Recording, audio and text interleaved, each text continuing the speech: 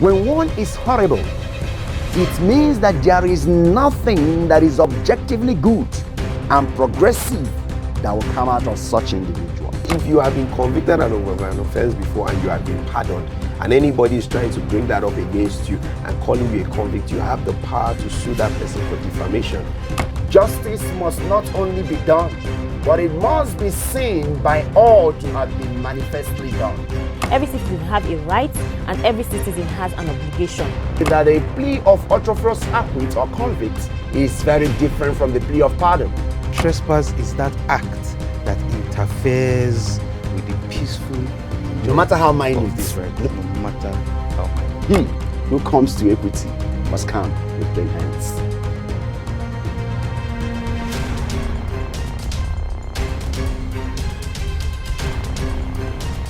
Hello out there, you're welcome to another fresh episode of the program Justifying Nigeria on ACNN television, reaching from Abuja. On today's episode, our topic is on the legitimacy or otherwise on ban on open grazing. My name is Zachin, I'm so your anchor. Some weeks ago, the southern governors of Nigeria placed a ban on an open grazing because of the incessant killing happening in the country. They are of the opinion that if open grazing is allowed in Nigeria, the toll of killings will rise geometrically.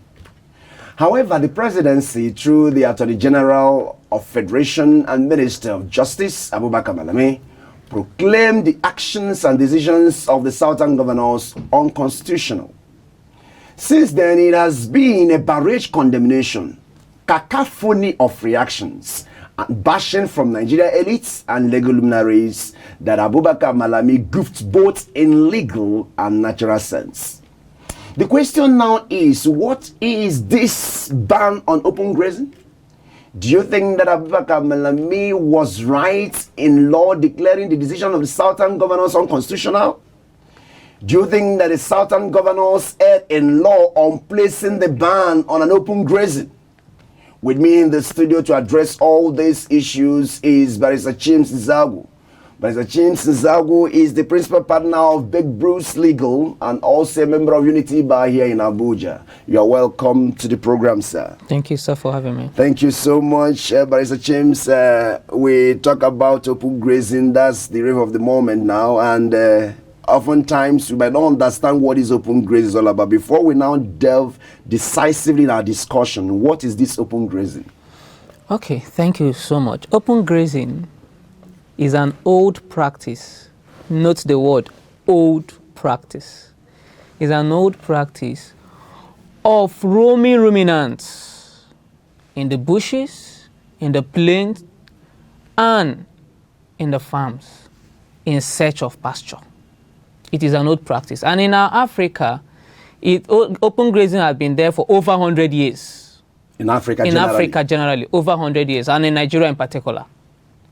And now, developed climes have also moved from this open method of taking ruminants around from one city to another, from one farm to another, from one location to another, in search of pasture. Where they are now is putting them in grazing reserves. So open grazing is a method, an old practice. Somehow a cake. It is a cake, it is outdated. In fact, it is no longer in existence in developed climes. It is no longer in existence. You can't find it in maybe in US. No. Those ones have come up with something better. It is only in Africa, particularly Nigeria, that you see open grazing. So that's why I said on the line. It is, yes. That you say we should mark. Now, why this thing was there then is because at that time there were a few farmers, there were a few herders, and there were a few cattle. That is why you have these things there at that time. So in a nutshell, open grazing is an archaic method. Yes, it's archaic.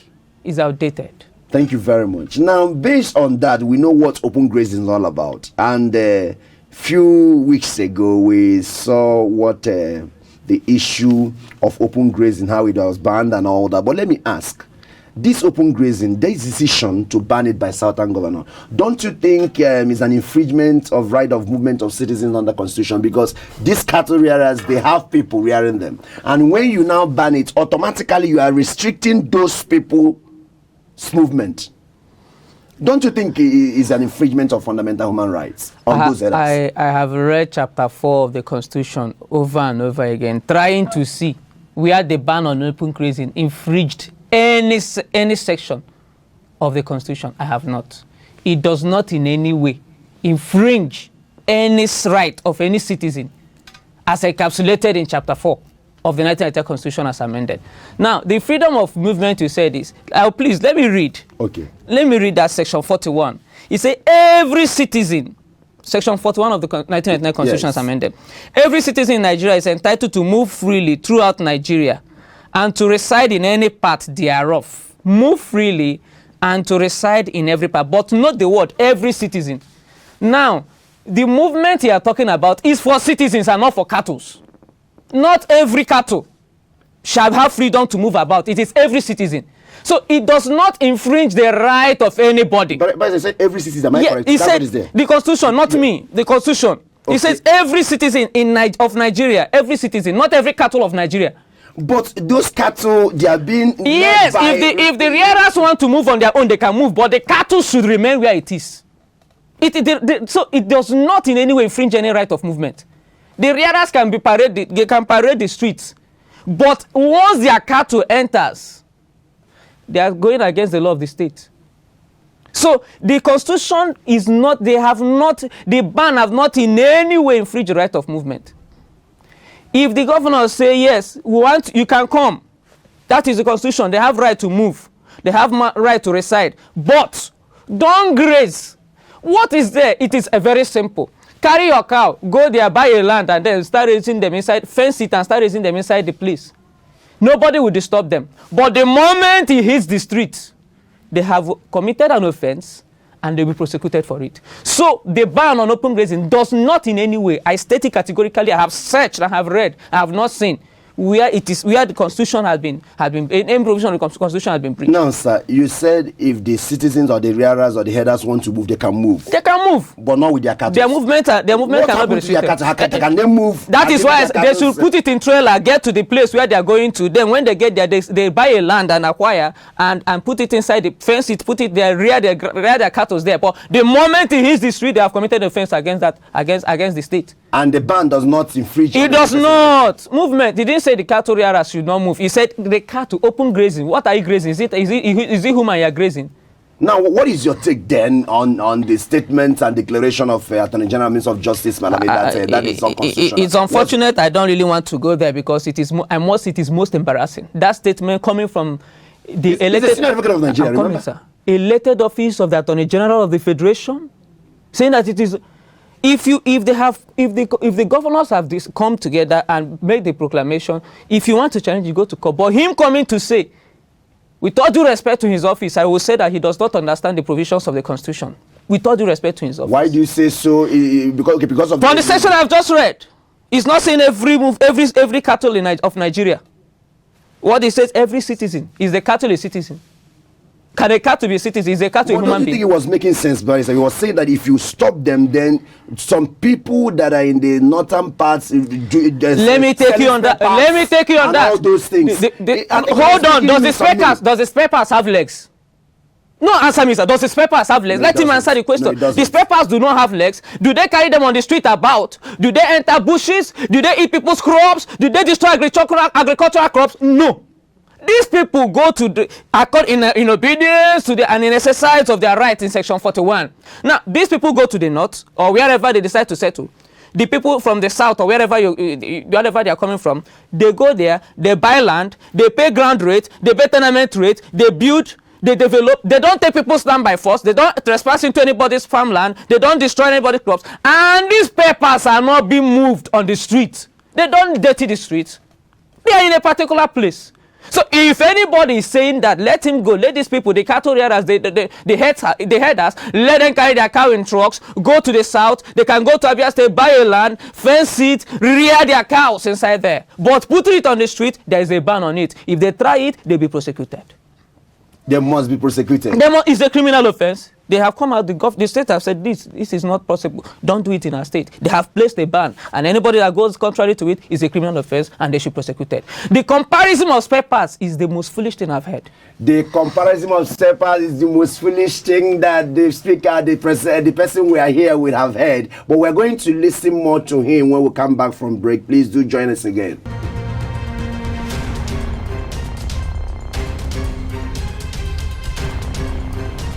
Hi, you are welcome to another segment of The Speaker, reaching you from ACNN Television here in Abuja.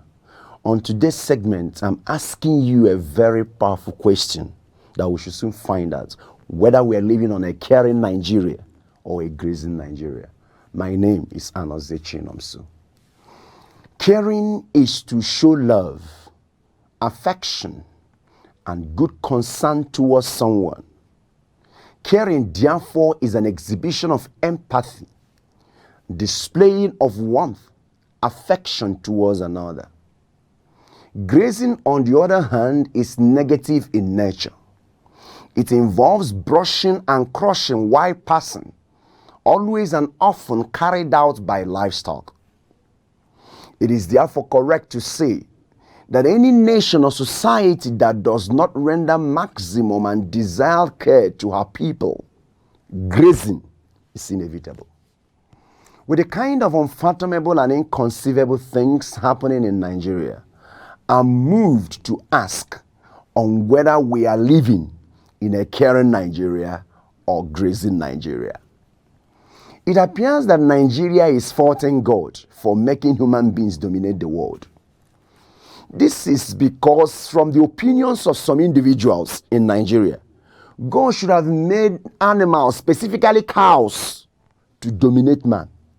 If not so, how can we explain the situation where the agenda of government for the past 6 years is to be protecting cows and no more that of lives of our citizens? In a situation where an APC chieftain, Ahmed Gulag, was shot dead in Imo State, and nothing has been done about it. Rather, the well-being of cow is being considered most, is a perfect example of a grazing Nigeria. In a situation where an immigration officer was gruesomely murdered along Port Harcourt Owerri Road in Imo State, Omoyele Sowore shot at Unity Fount in Abuja, a lecturer of Faculty of Agriculture in Taraba State University kidnapped, and the welfare and comfort of cows is the agenda of national importance, is a perfect picture of a grazing Nigeria. Where 15 persons were killed at Berry Police Station of Niger State, and police station in Isu local government area of Imo State was totally burnt by hoodlums, and no emergency meeting had been called to address these issues in order to stop these incessant killings. Rather, the Attorney General of the Federation and Minister of Justice, Abubakar Malami, came out and said that the ban on an open grazing by the southern governors is unconstitutional. Is indeed an obvious reason to believe that we are living in a grazing Nigeria. Oh, Nigeria, a country of cows. Nigeria, a country of cows. Nigeria, a country of cows. This is most laughable. Abubakar Malami should be told, if he does not know, that as a very senior member of the bar, there are certain legal errors he should not be seen to be making. May we educate Abubakar Malami, a whole Attorney General Federation and Minister of Justice, that at this point, that sections 35 and 41 of Chapter 4 of 1999 Constitution, as amended, that talks about right to personal liberty and right to freedom of movement is attributed to citizens of Nigeria only, and not cows, and not cows, and not cows. Abubakar Malami should not drag the noble profession of law into the mud just because of personal idiosyncrasy, irrational sentiments, tribalism, and ethnic extraction. Mr. Malami should be advised to know that clinging to an anachronistic and model of animal husbandry, which is evidently injurious to harmonious relationship between the herders and the farmers, as well as the local populace, is wicked arrogant, and unacceptable. Comparing this anachronism, which has led to loss of lives, farmlands, property, and endangered untold hardship on the host community with buying and selling of auto parts, is not only strange, but also annoying, betraying, and a monumental rope on democracy and existence of man. In order to justify Nigeria, I therefore speak, until our leaders begin to give utmost priority to citizens of Nigeria, not cows. Go back to the drawing board to know the actual point where we have missed it as a nation, and deploy competent mechanism and manpower in order to restore peace, love, and harmony in the country. We shall continue to live in a grazing Nigeria instead of a caring Nigeria. My name is Anozie Chinomso. I just want to speak.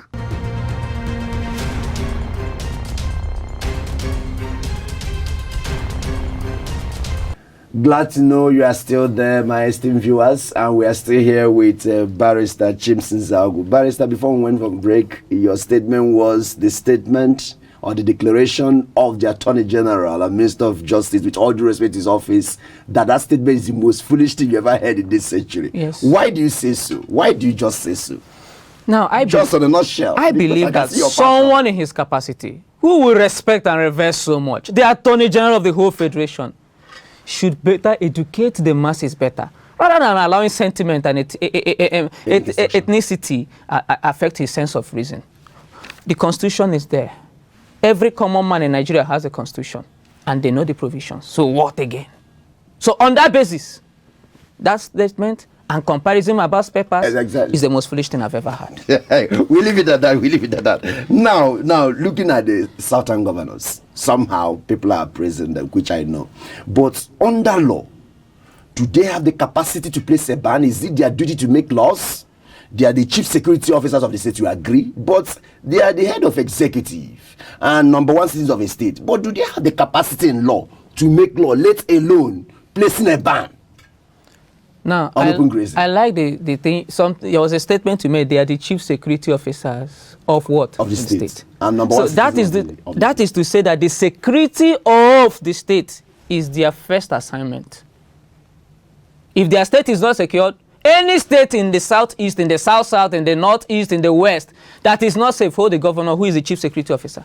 Now, this ban, this their declaration, I think Nigerians should hail it, praise it, and commend it. Because these people have taken a bold step to say, let us take cattle rearing into another dimension. What is obtainable in other climes, let us do it. I see no reason why people criticize them. And coming to the legality of what they have done, it is very legal. Now, let me take you to the Land Use Act. Now, where does grazing take place? In the land, in the farmlands, in the lands, in the area, in the plains, in the bushes, in where? In the state. Now, let me take you to Section 2 of the Land Use Act 1978. It says, as from the commencement of this act, all land, Section 2 sub 1A now said, all land in urban areas shall be under the control and management of the governor of each state. Control, management of who? The governor of each state. So if the land in the state, in the urban areas, are under their control and management, they can wake up and decide nobody should graze again. The Land Use Act supports them. They are the chief security officer of the state. So they have the legal backing. Now, let me take you a bit further. In Benue State, it was Governor Tom that started this. They have placed the ban. The governors have placed a ban. What is left is for the House of Assemblies, the various state House of Assemblies, to go and get the law, backing it up. So now, the legislation, then that was what Benue State did. The Benue State House of Assembly came out and brought up anti-open grazing bill, the anti-grazing law. And then somebody challenged that law at the Federal High Court, that they don't have a right. Yes, because on Thursday last week, the Federal High Court gave a judgment that they don't have jurisdiction to entertain the matter. That is the law of the state. So the Federal High Court just declined it. Yes, that they don't have jurisdiction. And actually, they don't have jurisdiction. It is the law of the state. And they decide the law to implement in their state. So these governors, they have every authority. All they need to do, they have placed the ban for security reasons. All that is left is for the various houses of assembly in the south to come together and put up a law, anti-grazing law, open grazing law, and it is finished. This discussion will no longer take place. So Council, suppose they go to court. Now, this is a speculation or speculating question, and you see them coming out victoriously that is wrong for them to place that ban. What happens? So in the them is that they... No court will give that judgment. Are you the court? I am not the court, but based on the constitution and the laws, no court. You can't challenge the governor's declaration as it affects the security of the state. The constitution empowers him. If you read on the section that provides for the office of the governor and the functions of the governor, that is about it. All right, thank you very much. Now we've talked decisively on this open grazing, and of course you have also, in fact, your statement, you said that the certain governors should be hailed, they should be applauded. Am I correct? For what they've done? They should be applauded, they should be praised, and other people also. They should be commended, and other states should follow. Other parts of the country should follow suit. Now, why? Because I know you. There must be certain things or the things you are seeing with the governor. The question is, are there any underlying negative or hidden effects on this open grazing towards the society? It is very obvious. You and I are living in Nigeria. You didn't come from abroad. Now, the first one is the clash between herders and farmers. We have had a video of farmers being killed. There is the first is the clash between herders and farmers. And this has resulted into high level of insecurity in the country. Someone was saying that it's because that those herders, they cannot speak out, that oftentimes the farmers attack their animals. There is the Mietiala. That is the organization. And even as we speak, the chairman of the Mietiala came out some weeks ago to back up the decision of the southern governors. Yes, it is in the print media. He came out boldly to support them, that this is a right step in the right direction. That let us take cattle rearing into another dimension, as the other developed climes have done. So they have there is continuous clash between herders and farmers. Now, secondly, there's a high level of insecurity, which you all know. People no longer go to farm for fear of herders or fear of being killed. 3, there is food scarcity. Because farmers cannot go to farm, how do they eat? How can we eat? That is why we have food scarcity and high level of inflation in the country now. Go to the market and buy even vegetable, ordinary vegetable.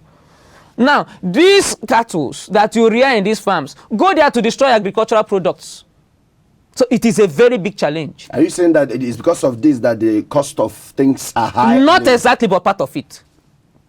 Part of it. Because farmers can no longer go to farm for fear of being killed. You mentioned Mietiala. What is that Mietiala? What is it? It is a group. It is an organization that covers herders. Is it recognized yes, by law? It is an association, registered association. It is recognized by law. Yes, and they have their spokesperson. And their leader came out to say 2 weeks ago. What did they do? It is just the way you have association of this, association of that. It is an association of cattle rearers and all. Oh, and they are supporting. Yes, they are supporting that because that is the current trend now. Things have moved and times have changed. It is no longer the regular practice of open grazing. Times have changed. Their leader came out.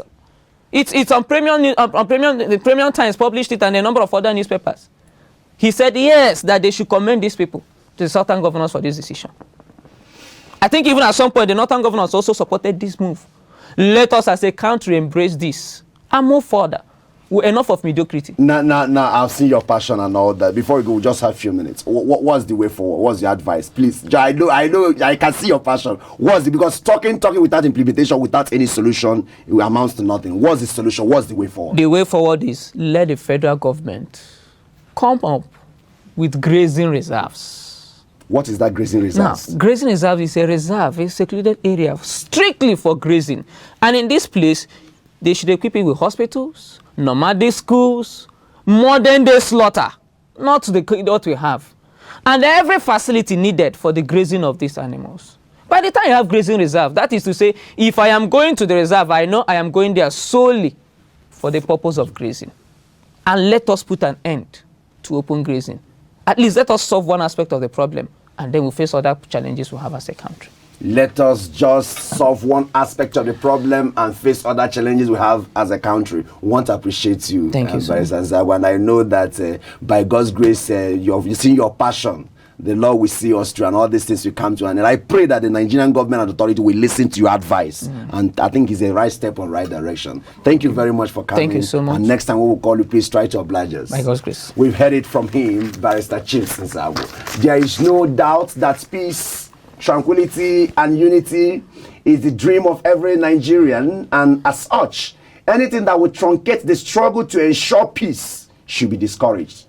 Several opinions are in favor that the decision on the ban on an open grazing by the southern governors is a welcome development and a right step in the right direction. This is because that decision is both constitutional and reasonable.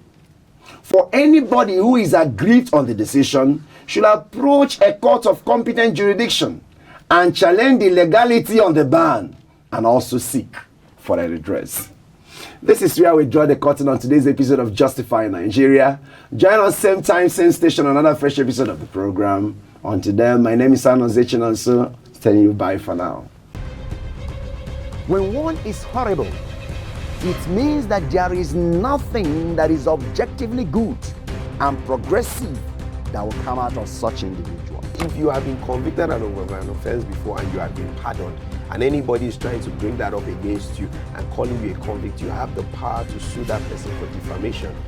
Justice must not only be done, but it must be seen by all to have been manifestly done.